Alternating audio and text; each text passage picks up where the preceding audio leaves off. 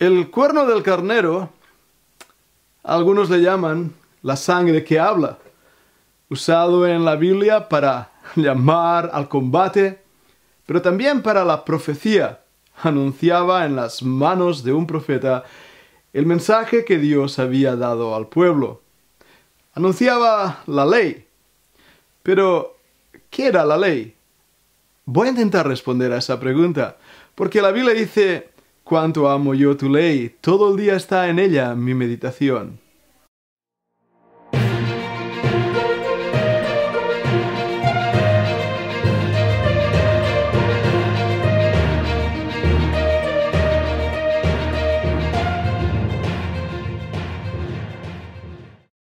El diccionario de la Real Academia Española nos dará una definición de ley muy diferente a la definición teológica que nos puedan dar diccionarios bíblicos como Thiers o Vines.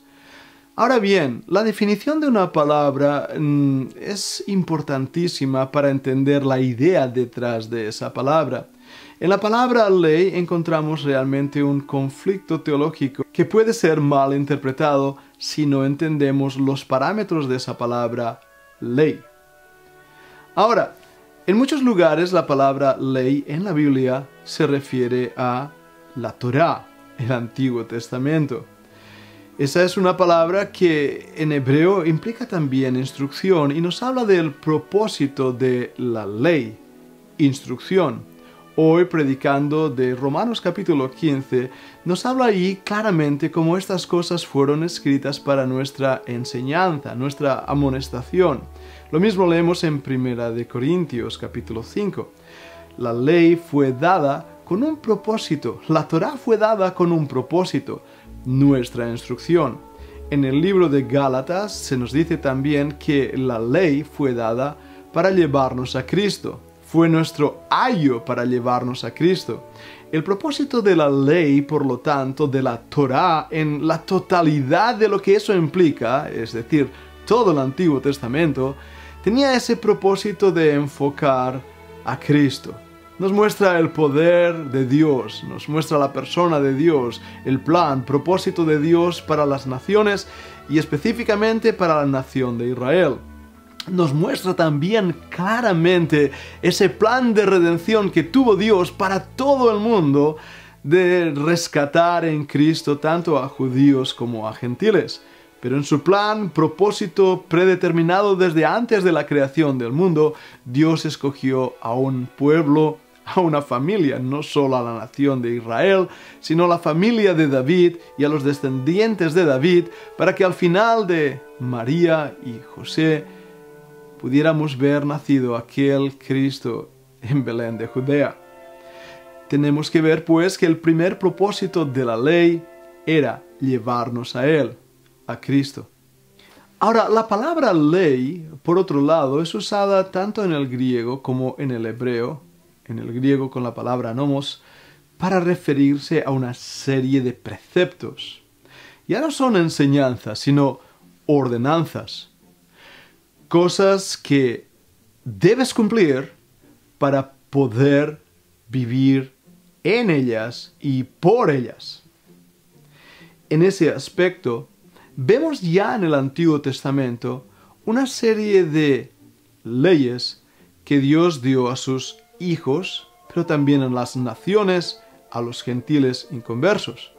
Podemos ver esas leyes registradas en los pactos noaicos con Noé, donde Dios dio una serie de leyes para las naciones, que más tarde volverán a ser recogidas en la ley mosaica, en el pacto mosaico, específicamente para la nación de Israel. Ahora, cuando leemos Josué capítulo 1, donde nos dice: «Nunca se apartará de tu boca este libro de la ley, sino que de día y de noche meditarás en él para que hagas y guardes conforme a todo lo que en él está escrito, porque entonces harás prosperar tu camino y todo te saldrá bien».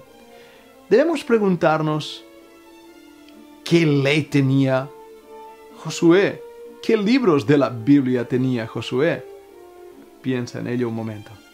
Tenía el libro de Job, el primer libro escrito del Antiguo Testamento. Tenía también los 5 libros de Moisés.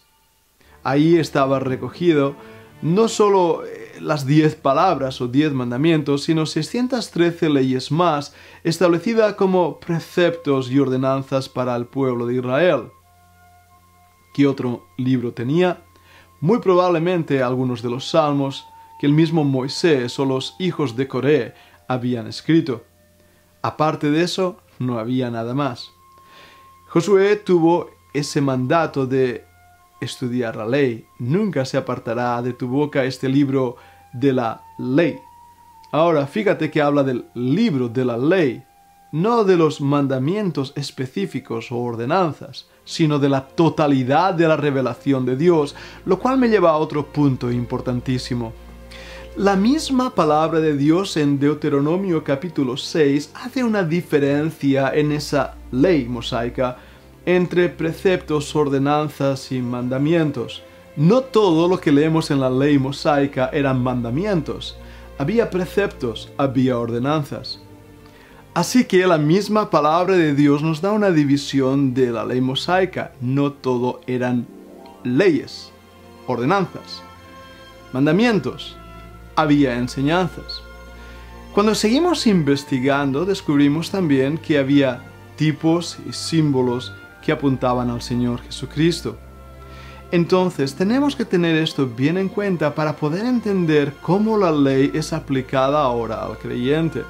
Es decir, debemos seguir todos los preceptos, ordenanzas que enseña la ley mosaica, Gálatas especialmente, pero también el libro de Romanos, Primera de Corintios o el libro de Hebreos nos da las respuestas a esto. Es de fácil convicción y es muy fácil de ver que en el libro de Hebreos se nos habla de el antiguo forma de culto, los sacrificios, el antiguo sacerdocio levítico, y nos habla, por ejemplo, del sacerdocio de Melquisedec. Cuando uno lee el libro de Hebreos, llegas a la clara conclusión de que el sistema sacerdotal levítico está caduco y ha desaparecido. Llegas a la conclusión que el sistema de sacrificios también está caduco y ha desaparecido. Llegas a la conclusión de que la forma de culto, con todo lo que eso involucraba, ya no es para el creyente nuevo testamentario. Así que, aquellos que dicen que la ley es todavía vigente, tienen 3 problemas marcadamente importantes, porque esto forma parte de la ley. Deben pues definir a qué se están refiriendo cuando dicen que toda la ley es para el creyente. Ahora, recordemos ese salmo. ¿Cuánto amo yo tu ley? ¿Eso implica amar estos mandamientos? Por supuesto que sí. Los amo porque me dan los tipos, las enseñanzas y la simbología de que lo que Cristo iba a hacer por mí como sumo sacerdote, como sacrificio expiatorio por mis pecados. Me habla como ahora yo puedo entrar libremente a través del camino que Él ha abierto con su sangre. Pero todo lo demás relativo al santuario, al mismo tabernáculo, al lugar santísimo, etcétera, etcétera, todo eso que formaba parte de la ley mosaica ha sido abolido. ¿Por qué? Bien, porque Cristo ya lo ha cumplido. Cuando digo abolido, ¿quiero decir que ha sido rechazado por inútil? No hay menosprecio en ello. Lo que implica es que ya cumplió el propósito para que en un momento dado fuera diseñado. Por eso aquellos que dicen que debemos cumplir la ley y que no amamos la ley, me gustaría que pudieran definir más claramente a qué se refieren cuando hablan de la ley. No hay duda alguna que yo amo la ley de Dios, la palabra del Señor, y no hay duda alguna también que entiendo el propósito de esa ley, llevarme a Cristo. Tengamos pues cuidado en hacer una buena interpretación de la ley mosaica a la luz de lo que Jesucristo hizo en aquella cruz del Calvario. Si no, caeremos en un grave error. Una vez más, amemos la ley. Nos lleva a Cristo, nos hace entender más la santidad de Dios, la justicia de Dios y su propósito soberano revelado ya en el Antiguo Testamento. Pero entendamos que esa ley solo tuvo un propósito en un momento dado. Ahora, ¿quiere decir esto que seamos antinominianos o antinominianistas, que odiemos la ley? No, pero te invito a que veas el próximo vídeo, porque este vídeo va a hablarte del problema de aquellos que dicen que el creyente no debe guardar los 10 mandamientos. Gracias por suscribirte a nuestro canal, gracias por ver este vídeo. Estaré orando por ti. Deseo que el Señor te bendiga.